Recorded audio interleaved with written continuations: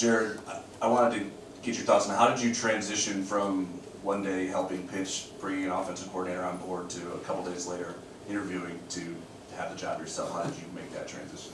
Well, I think that as Coach Freeman said, it is maturity, I think, as you go through a process and go through the things we've all been through in this coaching career, that the first thing you have to do is make sure that you're not letting your ego get in the way. So as we went through the process together and things changed, the number one thing is do what's best for Notre Dame and Marcus Freeman. That's my job, to serve the message of the head coach and go through. You do that job well, because that was the job that was called.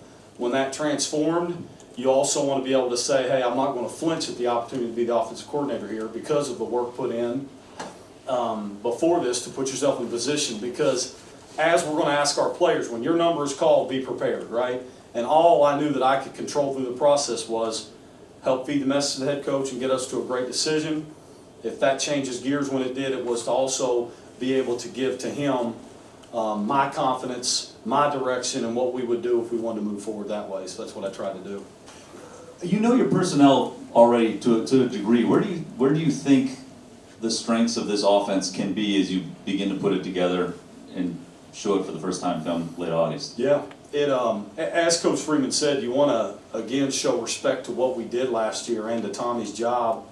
The thing that we know we are built in is we want to be built O-line driven, and we're going to be built from inside out with what we have returning up front and with our running backs and tight ends to be able to control a box. That's where it always has to start. Will we continue to find ways to attack people on the perimeter or deal with hat counts when they may be outnumbered, so to speak? Of course we will. The growth of our wide receivers and all those things are going to be critical to us this spring, this summer, and getting into fall. Because we want to, like, there's no secret no matter who it is, and I'll say the same thing in year two, like, we want to score more points than we did last year. And next year we're going to want to score more points than we did last year. And so that's the deal. And I think too, like, one thing I want to make sure to say before my time's done here, that we have great players and trust in our players, and I want them to feel that trust. I want them to feel empowered to grow so we can do things better week 1 to week 2, 3 to 4, so on and so forth.